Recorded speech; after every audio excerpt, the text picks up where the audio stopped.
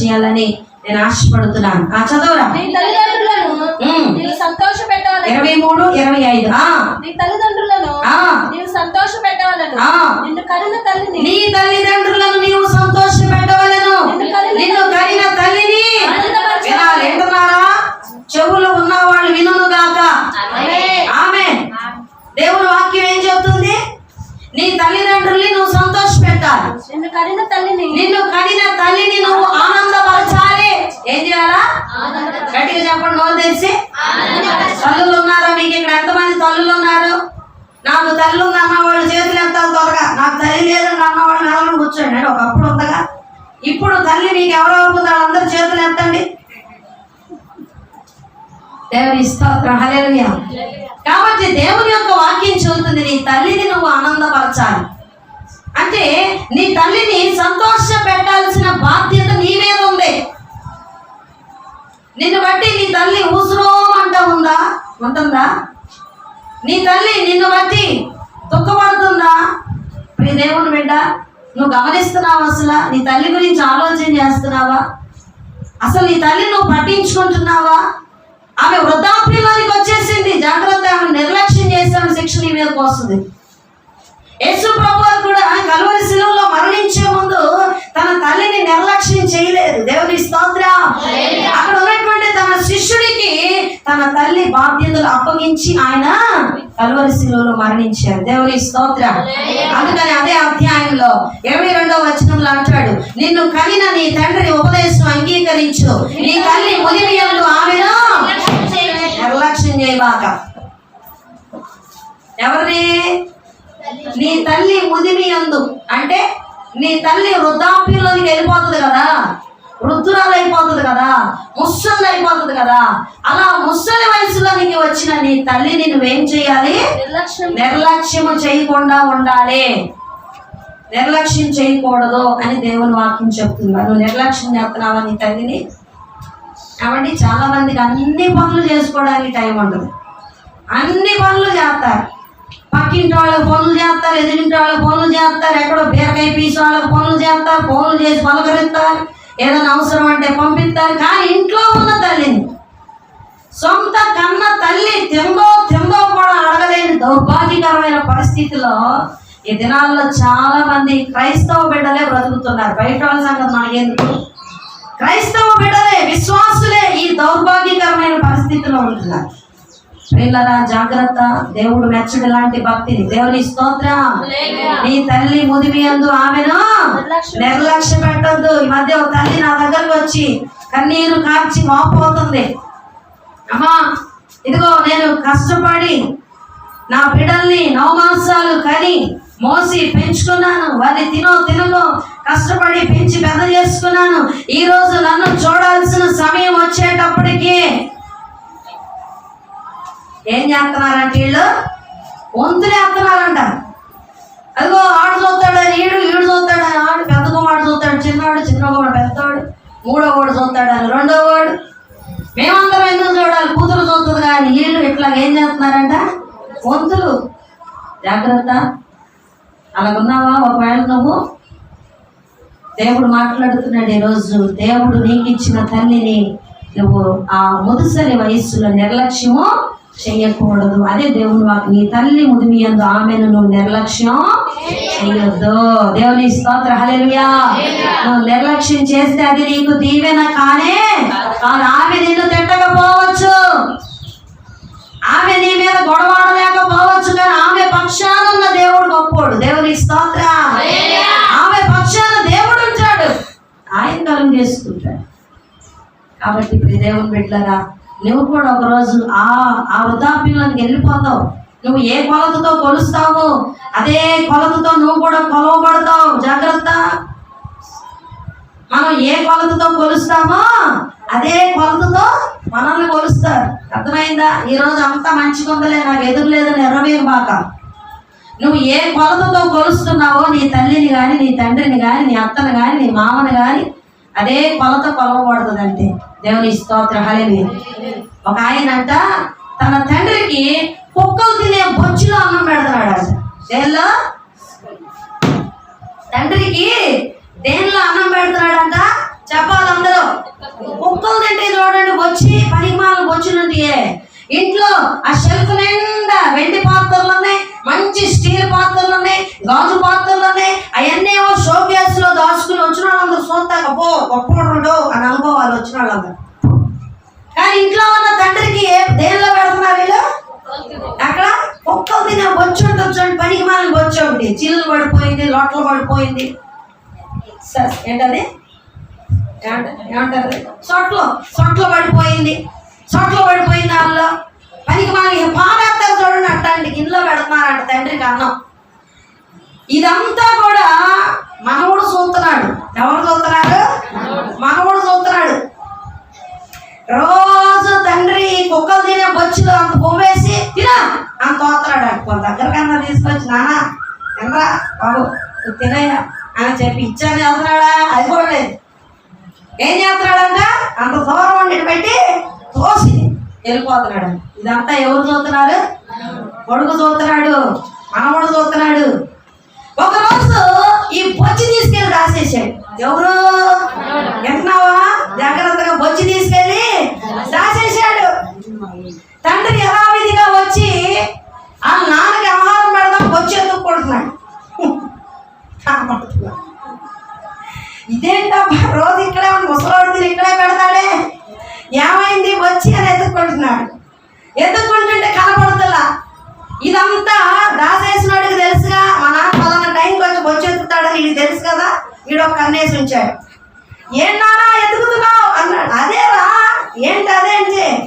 అదే మా నాన్నకి మూవేస్తానే బొచ్చి, ఆ బొచ్చి ఎత్తుకుతుంది. ఓ అదే, అది నేను దాసేసాను డాడీ అన్నాడు. యారా ఎందుకు దాచావు అంటున్నాడు కోపంగా. ఎందుకంటే డాడీ రేపొద్దున నీకు కూడా బొచ్చులో పెట్టాలి కదా, మళ్ళీ బొచ్చు ఉంటుందో ఉండదో, అప్పుడు దానికి బొచ్చు ఉంటుందో ఉండదో అని ముందే దాచేసుకున్నా. ముందే అప్పుడు వెలిగింది పోనీ సిగ్గొచ్చిందంట. అప్పుడు సిగ్గొచ్చి ఏం మాట్లాడాలో తెలియక తలకాయ కింద కొంచెం నుంచున్నాడంట. బుద్ధి చెబుతారు బిడ్డలే మనకి. నువ్వు ఏ కొలతతో కొలుసు అదే కొలత వస్తుంది, జాగ్రత్త. అప్పుడు తెలుసుకున్న అయ్యో నేను ఎంత దౌర్భాగ్యం అని. అప్పుడు ఆ పిల్లవాడు మాట్లాడిన మాటలకి వీడికి బుర్ర వెలిగిందంట. చూడండి, అలాంటి పరిస్థితులు ఈ దినాల్లో లోకంలో ఎన్నో ఉన్నాయండి, ఎన్నో కుటుంబాల్లో జరుగుతూ ఉన్నాయి. జాగ్రత్త ప్రియ దేవుని బిడ్డలుగా. దేవుని వాక్యం చెప్తుంది, నీ తల్లి ముదిమి యందు ఆమెను నిర్లక్ష్యం చేయొద్దు. దేవుని స్తోత్రం చేద్దామా? వాళ్ళంతా చిన్న పిల్లలు ఉన్నప్పుడు, అంటే మన బిడ్డలు చిన్న పిల్లలు ఉన్నప్పుడు తల్లిదండ్రులు వెంటనే ఎలా ఉండాలని కోరుకుంటారో, పిల్లలు పెద్దవాళ్ళు అయిపోయిన తర్వాత తల్లిదండ్రులు ముసలోళ్ళు అయిపోతారు చూడండి. అప్పుడంట ఆ ముసలి తల్లిదండ్రులు నా బిడ్డల పక్కనే నేను ఉండాలి ఎప్పుడని కోరుకుంటా ఉంటారంట వాళ్ళు. దేవుని స్తోత్రం. అర్థమైంది మాట? పిల్లలు ఎప్పుడు కూడా ఎవరి పక్కన ఉండాలని కోరుకుంటారు? తల్లిదండ్రుల పక్కన ఉండాలని కోరుకుంటారు. ఇప్పుడు ఈ పిల్లలు పెద్దవాళ్ళు అయిపోతారు కదా, అప్పుడు ఆటోమేటిక్ గా తల్లిదండ్రులు ఏమవుతారు? ముసలోళ్ళు అయిపోతారు. ఇప్పుడు ఈ ముసలోళ్ళు అయిన తల్లిదండ్రులు అనుకుంటారంట మేము ఎప్పుడు కూడా మా పిల్లల పక్కనే ఉండాలి. పిల్లలు అనుకునేవాళ్ళు కదా చిన్నప్పుడు, అలా అనుకుంటారంట ఇప్పుడు తల్లిదండ్రులు. మేము ఎప్పుడు మా పిల్లల పక్కన ఉండాలి, మా పిల్లలతో ఉండాలి, వాళ్ళతో కలిసి సంతోషంగా ఉండాలని తల్లి కోరుకుంటూ ఉంటుందంట, తండ్రి కోరుకుంటూ ఉంటాడంట. కానీ ఈ బిడ్డలు ఏం చేస్తారంటే పెళ్లి చేసుకుని భార్య బిడ్డలు మనస్సాంతాలు వచ్చేసినాక ఏ తల్లి అయితే జన్మించిందో ఆ తల్లిని మర్చిపోతూ కనీసం వారికి ఆ టయానికి ఆహారం కూడా పెట్టలేనటువంటి దౌర్భాగ్యకరమైన పరిస్థితి ఈ దినాల్లో మనం చూస్తున్నాం. దయచేసి మన కుటుంబాల్లో ఎలాంటి సమస్యలు రాకూడదు. దేవుని స్తోత్రం. హల్లెలూయా. మన కుటుంబాలు ఇలాగ దేవుని ప్రేమ లేని కుటుంబాలుగా ఉండకూడదు. దేవుని స్తోత్రం. చూడండి, మరొక మాట నేను మీకు చూపిస్తాను ప్రియులరా. యెషయా గ్రంథం చదివేశామా? ఇంకో మాట చదువుకుందాం. చూడండి, యోహాను సువార్త 16వ అధ్యాయం 21వ వచనం చదవండి. ముగించేస్తున్నాను. సార్ టైం చెప్పండి. చదవండి. స్త్రీ ప్రసవించినప్పుడు ఆమె గడియ వచ్చును కనుక ఆమె వేదన పడును. అయితే శిశువు పుట్టగానే లోకమందు నరుడొకడు పుట్టెను. పుట్టిన సంతోషం చేత ఆమె ఆ వేదన మరి జ్ఞాపకం చేసుకున్నాం. తల్లి యొక్క ఔన్నత్యాన్ని దేవుని యొక్క వాక్యం ఎంత చక్కగా మాట్లాడుతుందండి. తల్లి యొక్క ఆ యొక్క మంచి ఆ గుణాన్ని దేవుని యొక్క వాక్యం ఎంత స్పష్టంగా చెప్తుందో. ప్రియులరా, తల్లి అంట బిడ్డను కనేటప్పుడు ఎంతో వేదన అనుభవిస్తుందంట. అవునా కాదా? నా మాటలు అబద్ధం ఉందా? పిల్లలు తెలుస్తుంది. తల్లి బిడ్డని 9 మాసాలు కడుపులో మోస్తుంది. మోసిన తర్వాత 9వ నెల వచ్చిన తర్వాత, అంటే ఆ ప్రసవ సమయం వచ్చిన తర్వాత ఏం చేయాలి? ప్రసవ వేదనతో కంటుంది అన్నమాట. ప్రసవ వేదన. బిడ్డల్ని కనటం అంటే మరొక జన్మ ఎత్తటమే. దేవుని స్తోత్రం, హల్లెలూయా. బిడ్డల్ని కనటం అంటే సామాన్యమైన విషయం అనుకుంటున్నారా? మరొక జన్మ ఎత్తటమే తల్లి అంటే. చనిపోయి తిరిగి బ్రతకడంతో సమానం. బిడ్డని కనేటప్పుడు అంత వేదన అనుభవిస్తుంది అంట తల్లి, అంత బాధను అనుభవిస్తుంది. అది చెప్పసఖ్యం కానిది, అది వివరించలేనిది, వర్ణించలేనిది. అయితే అంత బాధను కూడా ఒక్క క్షణంలో మర్చిపోతాంట. దేవుని స్తోత్రం. ఎప్పుడు మర్చిపోతే చెప్పాలి, ఎప్పుడు మర్చిపోతే? ఎప్పుడైతే ఆ బిడ్డని ప్రసవిస్తుందో, ఆ ప్రసవించిన బిడ్డని తీసుకొచ్చి తన చేతుల్లో ఎప్పుడైతే పెడతారో, ఆ బిడ్డని చూడగానే తన ఎంత వేదన పడి ప్రసవించి కంటదో ఆ బాధ, ఆ ప్రసవ వేదనంతా కూడా మర్చిపోతాంట. దేవుని స్తోత్రం. మరెన్నడూ ఆ వేదనని గుర్తు చేసుకోదంట. అదండి తల్లిలో ఉన్న గొప్ప విశేషం, గొప్ప ప్రత్యేకత. అది ఎవరి దగ్గర దొరకదు అసలు. దేవుని స్తోత్రం, హల్లెలూయా, హల్లెలూయా. అందుకే దేవుని వాక్యంలో మనం చదువుతున్నాం. దేవుడే స్పష్టంగా రాయించాడు బైబిల్ గ్రంథంలో. మరొకసారి చదవండి, స్పష్టంగా చదవగలిగిన వారు. స్త్రీ ప్రసవించినప్పుడు ఆమె గడియ వచ్చును కనుక తీయగలిగిన వారందరూ తీసి చూడాలి. ఆమె వేదన పడును. అయితే ఆమె గడియ వచ్చును కనుక ఆమె వేదన పడును. అయితే శిశువు పుట్టగానే వేదన పడుతుందంట. అయితే అంటున్నాడు దేవుడు. అక్కడ ఒక మాట చెప్తున్నాడు. ఏమని? చదువు. శిశువు పుట్టగానే లోకమందు నరుడొకడు పుట్టినను సంతోషము చేత ఆమె ఆ వేదన మరి జ్ఞాపకము చేసుకుంటుందా? ఏముదేమో గారు చేసుకుంటుందా? ఇక చేసుకోదు. ఆ వేదనని మరి జ్ఞాపకము. అది తల్లి ప్రేమ అంటే. దేవుని స్తోత్రం, హల్లెలూయా, హల్లెలూయా. దేవుని అంత శ్రేష్టమైనటువంటి మంచి లక్షణం కలిగి ఉన్న ఆ వ్యక్తి ఎవరైనా ఈ భూమి మీద ఉన్నారా అంటే తల్లి మాత్రమే. దేవుని స్తోత్రం చెల్లిదామా? హల్లెలూయా.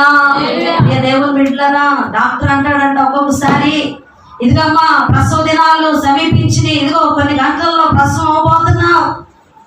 అయితే ఇదిగో బ్రతికితే మరి కాన్పోవడం చాలా కష్టంగా ఉంది.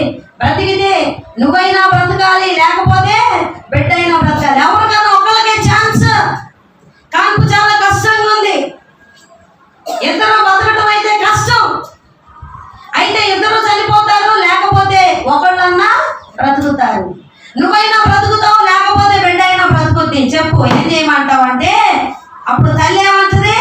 నా బిడ్డ చచ్చిపోయినా పర్వాలేదు, నేను బతకాలంటదా? ఏ తల్లి కూడా అందట్లా. దేవుని స్తోత్రం. మధ్య రీసెంట్ గా ఆ విషయం జరిగింది, యూట్యూబ్ లో కూడా పెట్టాడు. 11 సంవత్సరాలు అంటే వివాహం అయ్యి బిడ్డలు లేరంట. కానీ మరి దేవుని యొక్క మహాకృపను బట్టి గర్భం దాల్చింది 11 సంవత్సరాల తర్వాత. 9 మాసాలు బిడ్డని మరి మోసింది కడుపులో.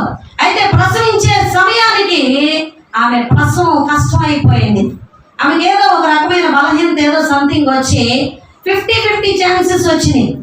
డాక్టర్స్ అంటున్నారు, అమ్మా బ్రతికితే నువ్వన్నా బ్రతుకుతావు, లేకపోతే నీ బిడ్డన్నా బ్రతుకుతాడు, లేకపోతే ఇద్దరు చనిపోయే అవకాశాలు ఉన్నాయి. ఏం చేయమంటావు చెప్పు అని అడిగితే అప్పుడు ఆ తల్లి అందంట, నేను చనిపోయినా పర్వాలేదు కానీ నా బిడ్డ మాత్రం భూమి మీద క్షేమంగా ఉండాలి అందంట. దేవుని స్తోత్రం.